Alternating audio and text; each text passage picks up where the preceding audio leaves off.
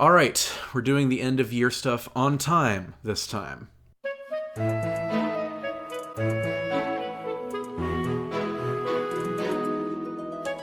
2019 has been a year.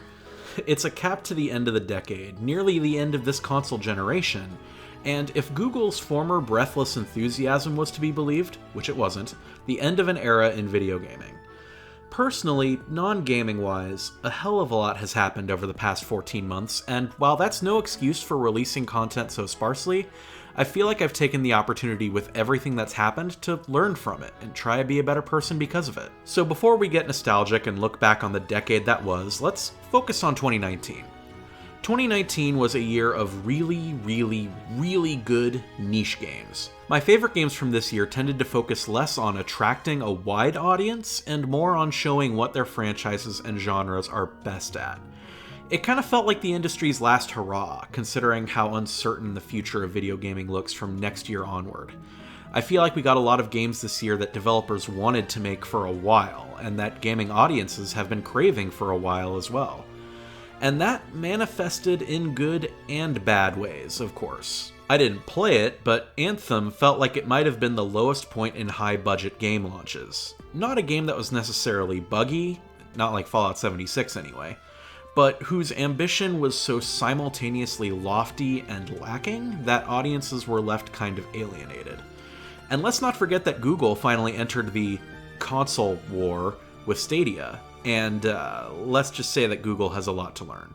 So with that, it's time to do the traditional top 10 mumbo-jumbo, but there's a twist this year. I wanted to do both a top 10 of 2019 and then a top 10 of the decade, for fun. This is going to be a long video. You got this, video editor DQP? No, I don't. Alright, there's a lot to cover, so I'm going to skim over the 2019 honorable mentions. Fire Emblem Three Houses. Mixing Fire Emblem combat with Persona's high school socialization stuff was a good idea, actually. I just didn't have the time to get through all of it. Metal Wolf Chaos XD. Absolutely beautiful satire of American politics. Pretty repetitive and tricky in the second half. Gato Roboto. It was marketed as a Meowtroidvania, and it didn't disappoint. Mario Maker 2. Mario Maker 1, but better, and also My Friends Are Still Monsters. Luigi's Mansion 3, unexpectedly one of the best co-op games of the year. And Baba Is You. Fantastic concept, but I lack the galaxy brain needed for the last few puzzles. So let's begin this top 10 list in earnest. There are, as usual, a lot of games that flew past me this year, so if you're expecting to see stuff like DMC5, Sekiro, Death Stranding, or Control, I want to apologize in advance. And yes, Disco Elysium and Bug Fables, I see you, I hear you, I want to play you. I'm sure you too would have made it into the list if I had more time to play you. But for real, let's get this list started. Number 10. Tetris 99. This is genuinely the best Battle Royale game I've ever played. Tetris has always had this wonderful time killer quality to it, and Battle Royale games like Fortnite or PUBG also have this wonderful time killer quality to them, so the two make an unexpectedly good fit. Arika did a fabulous job of making the act of playing Tetris unexpectedly devious. Tetris has always rewarded hoarding these massive columns of blocks to get Tetrises from, but since the goal in 99 is less to rack up points and more to dunk on other players, there's a certain tactical maliciousness that the game has that other Tetris games lack, and other Battle Royale games lack too. And it's free. Well, it's free if you signed up for Nintendo's weird Switch Online program. And while said program does not have a lot going for it, it does have Tetris 99 going for it. And I am very happy for that. I hope this game continues to thrive. Number 9. Ring Fit Adventure. Paper Mario with fitness-based action commands. Enough said. Next. Number 8. Okay, I made that joke in my end of 2017 video. I'll keep explaining why Ring Fit is on here, I'm sorry. Gamification is a really hard thing to do well. Gaming tropes come with their own set of motivations that differ greatly from what motivates people in fields like, say, fitness or education. Many have suggested gamifying elements of education or fitness in order to make them more appealing or natural, and that is a process that is far easier said than done. So that Ring Fit Adventure pulls it off for regular exercise impresses the hell out of me, especially since getting off my ass and getting some exercise in did do a lot to improve my mood and well-being this year. It would not be an exaggeration to say that Ring Fit Adventure is probably the best $64 I've spent this year, with Gamers Club, F's in chat. Seriously, this year was emotionally really rough, and exercising every other day or so did a hell of a lot to help regulate my mood. I can't thank Ring Fit enough for that. Also, as mentioned before, Ring Fit is basically just Paper Mario with fitness-themed action commands. Enough said. Next. Number 8.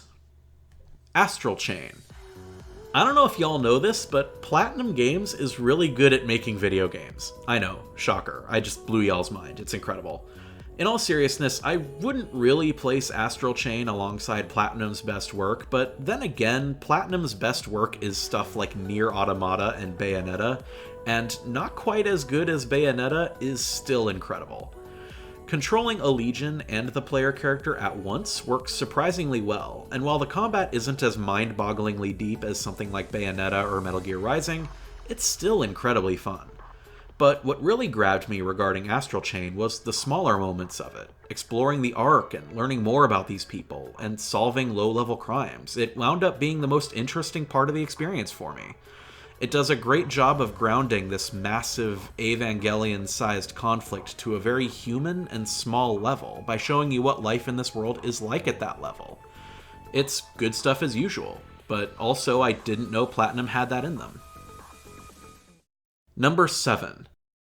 Untitled Goose Game. I am a force of sheer, unknowable, chaotic evil. Everything I bellow at turns to bewilderment and frustration. They fight me. They run from me. They lock their doors to me. Because above all else, they fear me. My name is not important. What's important is what I'm going to do. And what I'm going to do is... mildly inconvenience a small neighborhood? I love Untitled Goose Game so much. There is something so pure, enjoyable, and mischievous oozing from every pore of its being. It understands the silliness of goosehood. It doesn't overstay its welcome. It's perfect, family-friendly slapstick. The music fits perfectly. And there's a honk button. Praise be to House, there is a honk button. This game is just delightful. I had a smile on my face the entire time, and so did everyone who watched me play. If you've somehow evaded all mention of the crime goose, I highly recommend you check this one out, because it's a treat. Number 6. Resident Evil 2 Remake. God, I miss 3D Metroidvanias so much. You know, like Metroid Prime or Dark Souls 1, sort of, because Resident Evil 2 scratches that itch so well. I mentioned back in my end of 2017 video that I was really happy that Capcom was returning to their old Resident Evil formula of exploring a small backtracky space that you learn more and more shortcuts through. It fits Resident Evil really well, and in particular, it fit RE7 really well a couple years ago. Full disclosure, I've never played the original RE2, but with the remake, I think Capcom is starting to fully embrace the old formula and make improvements on it. RE7 was an homage to it, but Resident Evil 2 Remake is the real deal. This game is a maze that changes with different playthroughs, with keys and back hallways and dead ends everywhere.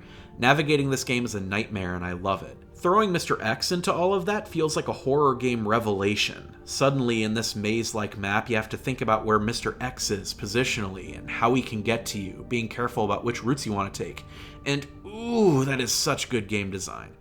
It brings me back to carefully navigating Metroid Fusion as a kid, trying desperately to evade the SAX.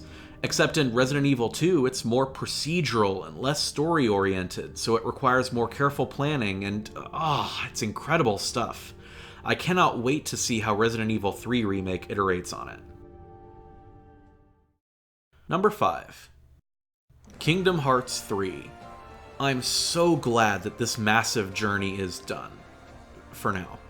2019 was a year of massive franchise-wide story arcs finally coming to a close, and between Marvel, Game of Thrones, Star Wars, Todd Howard's career, and this, I think Kingdom Hearts was the most graceful conclusion of them all.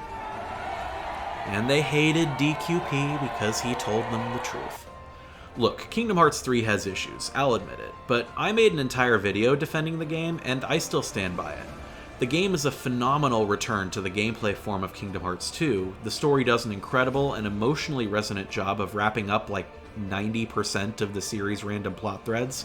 And remember, there were a crap ton of random plot threads.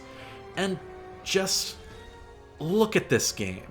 Look at this game. It's gorgeous, it's fun, it's powerful.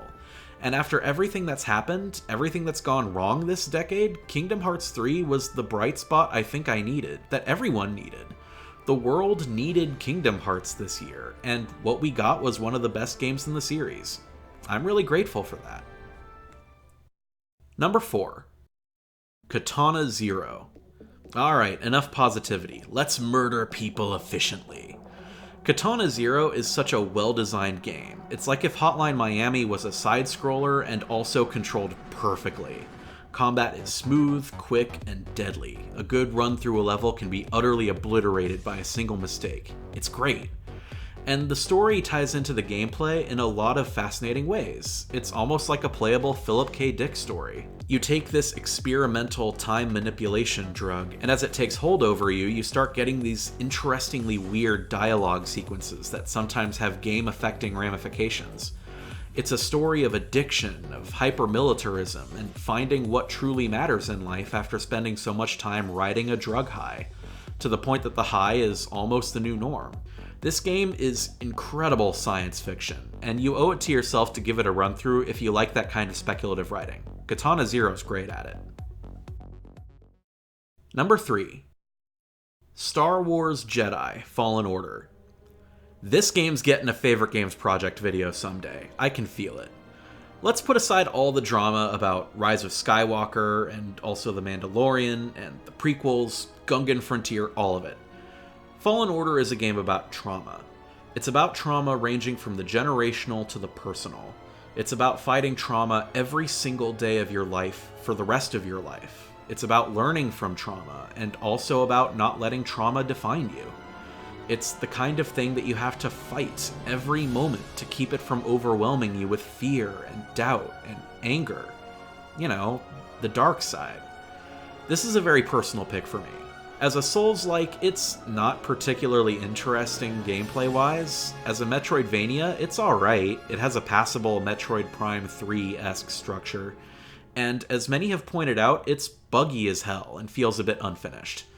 But as someone who went through several traumatic events in the short span of like 1.5 years, this was the kind of game I needed to play. This was the kind of story I needed to hear. I think this is Respawn's best work by a very wide margin, and it's going to take a lot to do better than it. That is my opinion, and I stand by that. Persistence is the path. Number 2. Sayonara Wild Hearts. This game almost feels like a response to everything I literally just said about Fallen Order. I should preface this with a timestamp for the next game on the list and a spoiler warning, because I'm going to get into the weeds about Sayonara Wild Hearts. This game is only an hour long, and if you have Apple Arcade, it's free. Please play it. Okay, spoilers. If Fallen Order was a game about trauma, Sayonara Wild Hearts is a game about picking yourself back up. Every level is about confronting parts of yourself and eventually accepting them. It's a game about slowly learning to love yourself when you're at your most self-unlovable. Every aspect, from the music to the visuals, communicates a feeling of, it's going to be alright. You're still you, and you are beautiful. Your story is not over. Everyone has been here, and you're going to be okay. Heartbreak is not the end. Wild hearts never die. Number 1. The Outer Worlds. If Fallen Order is about not letting yourself fall to the dark side, and Wild Hearts is about picking yourself back up, then The Outer Worlds is about applying yourself to a world where selves like you are needed. It all comes full circle. I intended this. Definitely. Definitely didn't just put all these games on a board and throw darts at them randomly. Going with that. I don't know how they did it, but Obsidian set a new bar for role-playing games this year. They did it 9 years ago with New Vegas, and they did it again with The Outer Worlds. It's been a while since I've played a role-playing game with this much allowance afforded for player expression. And I do say this while freely admitting that I'm going to get around to both Bloodlines and Original Sin 2 next year. And it brings the New Vegas formula up to date with thematic problems that are more consistent with political issues of today. Late capitalism, corporate domination, consolidation, the hoarding of wealth. Basically, if it's a Thanksgiving table talking point, it's probably in here somewhere. And it explores those themes really well. Part of what makes this game great is that it uses your role-playing skills to force you to think about the issues that it's presenting you. And it doesn't hold punches. Every choice has some downside, whether it's immediate or not. You have to have the self-confidence to know that what you're doing is right. That's what makes role-playing games special, right? That's what makes games in general special. Hell, that's what makes art special. It's a reflection of ourselves in some form. And The Outer Worlds embodies that. This year, I went through a lot of traumatic things. There were moments where my heart fell to pieces and I didn't know what to do. And I'm insanely grateful for the friends, the family, and yeah, the games that have got me back here. As silly as it sounds, these games helped me get through a lot. They distracted, they shaped, they surprised, they entertained, they horrified, they satisfied, they shocked, they supported, they warmed, and they challenged. I guess the games of 2019 weren't that bad after all.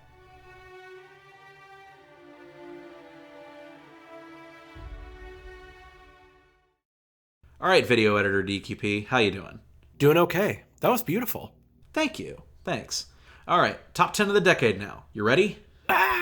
Okay, full disclosure, the second half of this list has been covered by my previous video essays, so a lot of this is going to be pretty brief. Half of this list is basically a giant ad for the Favorite Games Project. I'm sorry. Number 10. Celeste. There's been a lot of hand-wringing this decade about the idea of game difficulty, but I think Celeste demonstrated that perhaps it's all a matter of context. A lot of deliberately hard games, including one later on this list, tease and berate the player with their difficulty.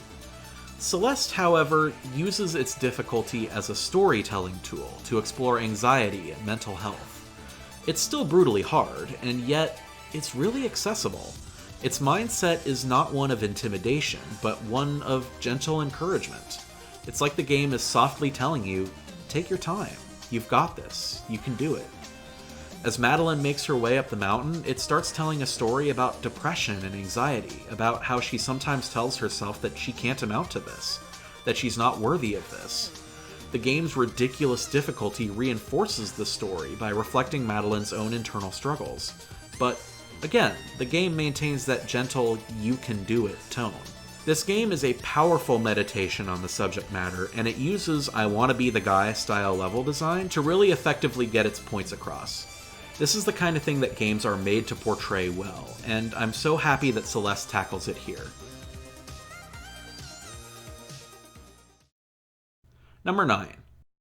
The Outer Worlds. I did just write about this game however many minutes ago, but I will acknowledge that this dialogue sequence is in it, and I love it so much, so I'll just play it before we move on to the next one. On account of him being the best hacker who ever played, nothing gets by him. He sucks up every ball that comes his way.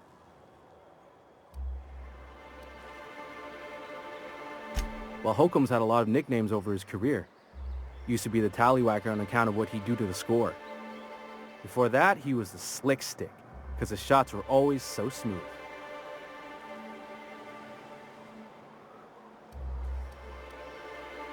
I swear I'm not. At the start of his career, people called him the hack boss, but no one thought that was very catchy. Number 8. The Legend of Zelda: Breath of the Wild. Oh my goodness, Breath of the Wild. What a game. This game is so massive that I don't think a few paragraphs in a top 10 list can do it justice. I wrote a review back when it came out, and I don't think even that did it justice. In the past, I've defended the game's combat and weapon degradation, and its incredible sense of wanderlust, so now I want to focus on an aspect that I don't think I've touched on. In Breath of the Wild, the Kingdom of Hyrule is post-apocalyptic. Not like an Ocarina, where it's a bad timeline. I mean that in Breath of the Wild, the Kingdom of Hyrule has already suffered a terrifying calamity, and everyone that's left is still trying to pick up the pieces. The world of Breath of the Wild is a bunch of disconnected communities that you are effectively trying to rally together. Most of the time, you have to cook all of the meals yourself. Most of your weapons are taken from the enemies you defeat. You're effectively a scavenger in a world that's already died once. But that doesn't mean that your existence has to be meaningless or empty. The friendships you forge in the game and the moments that happen to you make something beautiful out of something that's been killed. Your adventures are like a forest slowly springing back to life after a fire. It's a game about life continuing after the end, because life doesn't end. Not really. Phases of life end, but life itself keeps finding ways of going on. Good triumphs over evil, always, eventually. Sometimes the process is long and cruel, but it does eventually happen. Always.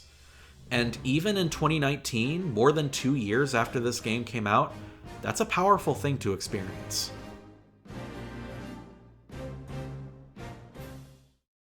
Number 7. Hollow Knight. People are going to be talking about Hollow Knight for years, likely continuing to sing its praises as one of the best Metroidvanias ever made. I'm inclined to agree with that. I personally think that the most incredible thing about Hollow Knight, though, especially as it pertains to the 2010s, is that it was developed by just a few people. It embodies the independent spirit of the decade, and I think that spirit is a bit of a double-edged sword. One of the defining aspects of gaming in this decade is that for a long time, we didn't see a lot of AA games. Gaming was either gigantic, impossible budgets meant to appeal to the widest audience in existence, or tiny independent developers competing for XBLA or Steam store space with unreasonably small budgets. And a lot of those independent games are incredible. Hollow Knight is incredible. As you'll learn later, my favorite game of the decade is an incredible independent game. I think that Hollow Knight in particular embodies the spirit of beating the odds to make a game that will be remembered for generations. Would this game have been better with a higher budget and a larger team behind it? I'm not sure. How much of this game's genius can be attributed to the few people that worked on it? Would that genius still be there if Hollow Knight had a larger budget? Would game companies have been more willing to risk funding this game's development back when AAA game development wasn't so all or nothing? It's an interesting thought experiment. I don't think I'd like to think of it while playing Hollow Knight again, but in an era of increasing consolidation in the industry, it's becoming impossible not to. Number 6. Dark Souls. There's so much to say about Dark Souls that it's an old internet joke at this point. In fact, you could say that it's the Dark Souls of internet... Okay, I'm sorry, I went too far. This is not what you've come to expect of me as a creator. There was no excuse for this. I apologize. Okay. Dark Souls changed gaming, for better or worse. Souls-like is practically a new genre at this point, and one of my top 10 of 2019 is in that genre. I would not be the first to bring up that Dark Souls, together with things like Twitch, ushered in a new era of collective ways to experience games. This game is hard, obviously. No one's gonna disagree with that. Anybody who's played this game has died a lot. But its story is also very obtuse and hard to understand. Both of those concepts lend the game a feeling of collaborative discovery, almost like a virtual archaeology of sorts. Not only are there points where players might have to reach for help in-game, there are also points after the game is over where players would hit up VaatiVidya or something in order to learn more about the world or the characters in it. That kind of thing would have been unheard of before the 2010s. Imagine trying to play this game with nothing but your wits and maybe a copy of GamePro. It'd be madness. Of course, it doesn't hurt that Dark Souls is an incredible adventure on its own. Its world is fascinatingly bleak, and its level design is unmatched even in its own series. This game and Hollow Knight both set high bars for Metroidvania-y level design this decade. In that and many other respects, Dark Souls was and still is a pioneer, and its presence is going to be felt in this medium for decades. Number 5. The Last of Us. If you couldn't tell from my favorite games project video for this game and Walking Dead, I have a lot of complicated feelings about this game.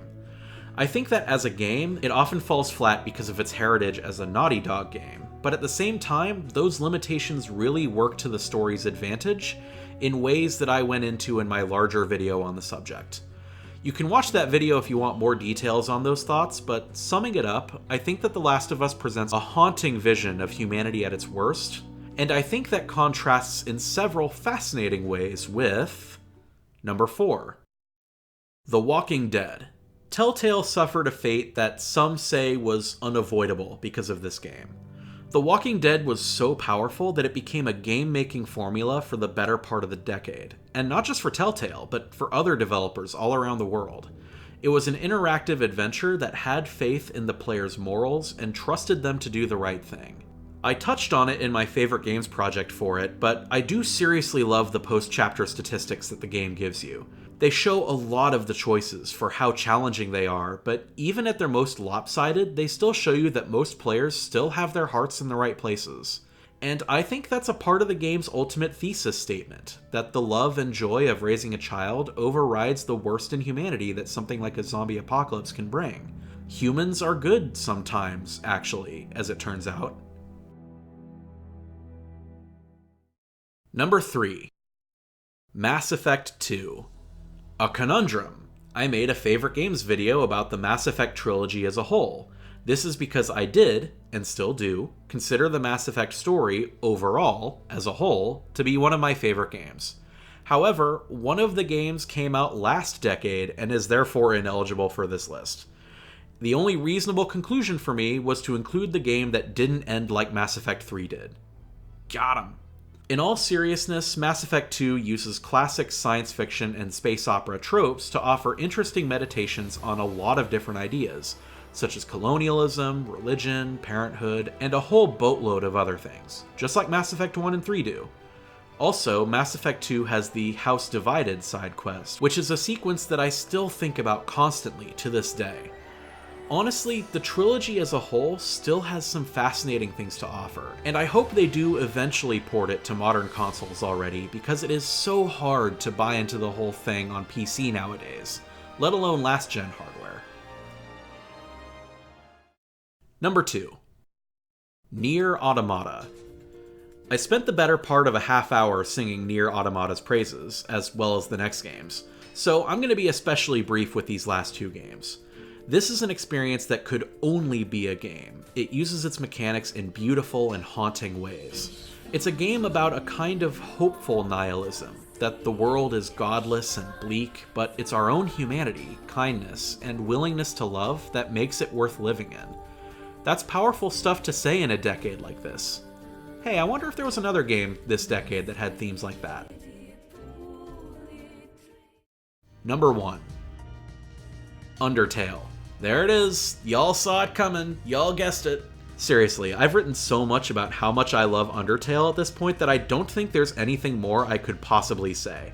Combat is well designed, the story is mechanics as metaphor genius, the characters are fantastically written, and parts of it remain iconic to this day.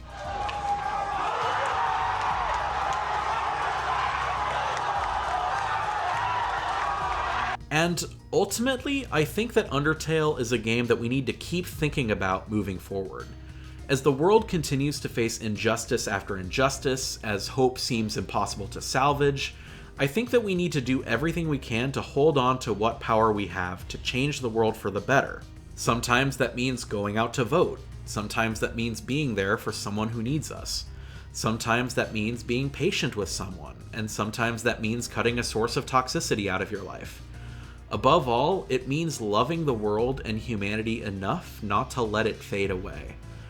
Undertale helped me understand all of that to one extent or another. And that is something that we're all going to need to understand as we move into 2020 and beyond. The 2020s are going to be an unfathomably important decade, so let's make it the best 2020s we can.